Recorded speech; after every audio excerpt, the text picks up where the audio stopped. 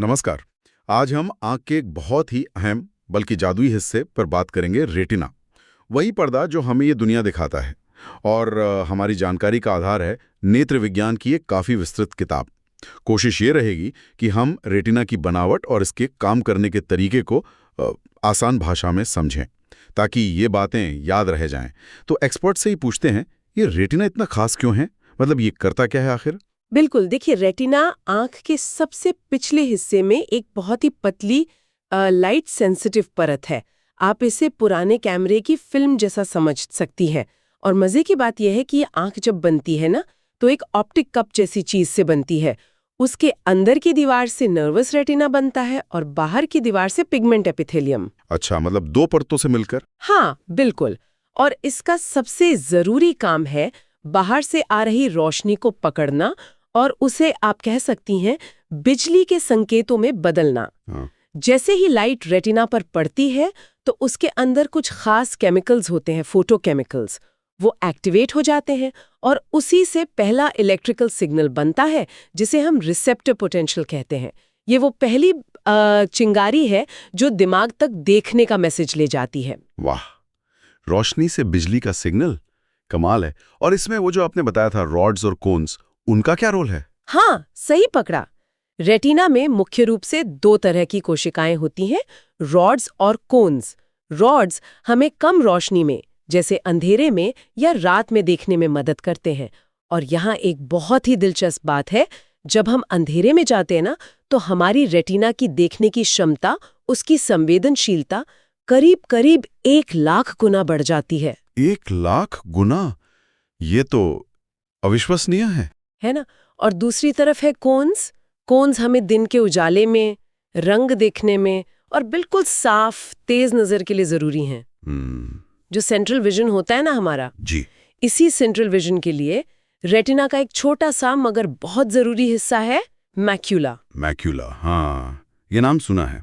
इसी से हम बारीक चीजें देखते हैं ना, जैसे पढ़ना या सुई में धागा डालना। बिल्कुल, पढ़ना, चेहरे पहचानना, बारीक काम करना, ये सब मैक्यूला की वजह से ही मुमकिन है। और ये जन्म से ही ऐसा परफेक्ट काम करता है? नहीं, यही तो खास बात है। जन्म के समय मैक्यूला पूरी तरह से डेवलप नहीं होता। उसको ठीक से काम करने लायक बनने में, मतलब पूरी तरह विकसित होने में करीब 4 से 6 महीने लग जाते हैं। अच्छा, तभी शायद छोटे बच्चे शुरू में उतना साफ नहीं देख पाते। हाँ, बिल्कुल यही वजह है। ये तो वाकई एक बहुत जटिल और शानदार बनावट है, लेकिन जाहिर है इसमें गड़बड़ियां भी होती होगी। हाँ, बिल्कुल, क्योंकि ये इतना नाजुक और एक्टिव टिश्यू है तो इसमें कई तरह की समस्याएं आ सकती हैं।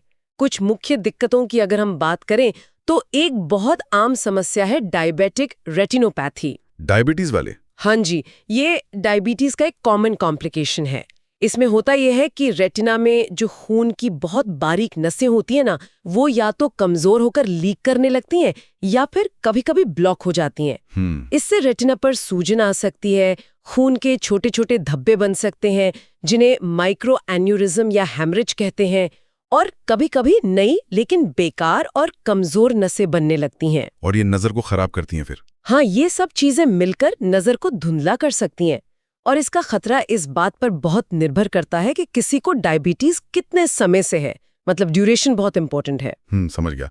तो डायबिटीज वालों को आंखों का बहुत ज्यादा ध्यान रखना चाहिए। और कोई बड़ी समस्या? एक और गंभीर स्थिति है रेटिनल डिटैचमेंट, मतलब पर्दे का अपनी जगह से उखड़ जाना या खिसक जाना। आंख का पर्दा उखड़ जाना, ये कैसे होता है? इसमें जो देखने वाली सेंसरी रेटिना की परत है, वो अपनी नीचे वाली पिगमेंट एपिथेलियम परत से अलग हो जाती है।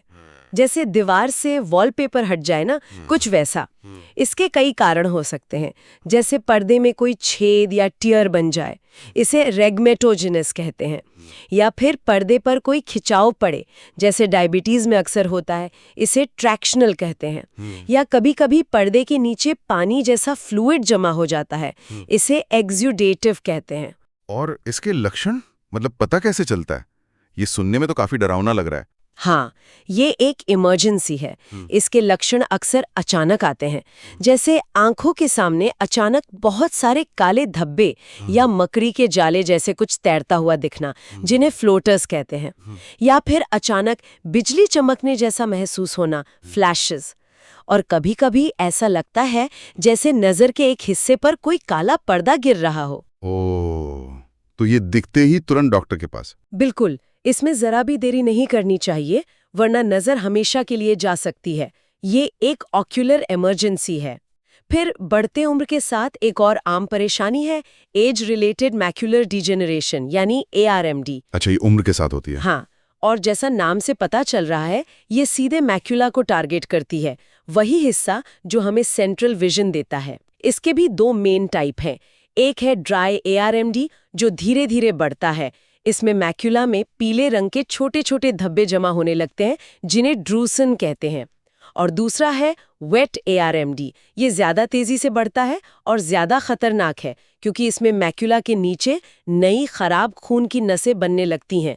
ये नसें लीक करती हैं जिससे सेंट्रल विजन बहुत जल्दी खराब हो जाता है। यानी ये पढ़ने, चेहरे पहचानने की क्षमता, इन सब पर सीधा असर डालता होगा। बिल्कुल, सेंट्रल विजन जाने का ये एक बड़ा कारण है बढ़ती उम्र में। और कोई मुख्य बीमारी जिसके बारे में जानना जरूरी हो? एक और है जिसके बारे में पता होना चाहिए, रेटिनाइटिस पिगमेंटोसा या RP।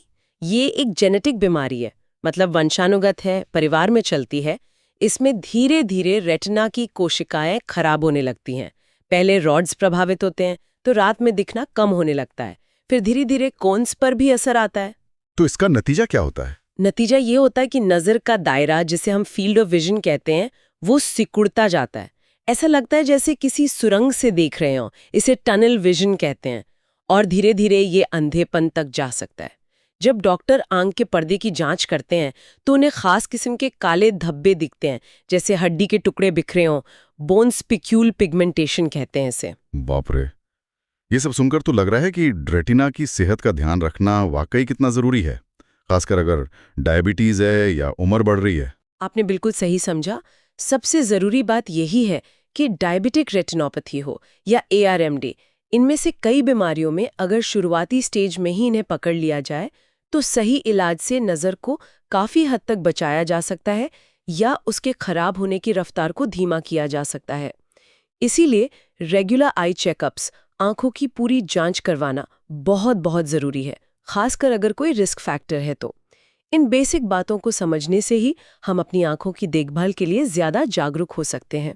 तो आज हमने रेटिना के काम करने के इस अद्भुत तरीके को समझा, कैसे वो रोशनी को हमारे देखने लायक संदेशों में बदलता है, कैसे हम अलग अलग रोशनी में देख पाते हैं, और साथ ही diabetic retinopathy, retinal detachment, ARMD और RP जैसी गंभीर समस्याओं पर भी बात की। और सबसे बड़ी सीख, रेगुलर जांच नजर बचा सकती है। बिल्कुल। और चलते चलते एक विचार छोड़ जाती हूँ सबके लिए। आज साइंस और टेक्नोलॉजी इतनी आगे बढ़ रही है, क्या आपको लगता है कि भविष्य में ऐसा हो पाएगा कि हम डैमेज हुए रेटिना को पूरी तरह ठीक कर सकें या शायद उसे दोबारा बना सकें, रीजनरेट कर सकें, जैसे शरीर की कुछ और टिश्यूज के साथ कोशिशें हो रही हैं? ये सोचना वाकई दिलचस्प है कि टेक्नोलॉजी हमें आंखों की विज्ञान में, दृष्टि विज्ञान में और कहां तक ले जा सकती है। बिल्कुल सोचने वाली बात है। इसी विचार के साथ आज की ये चर्चा यहीं समाप्त करते हैं।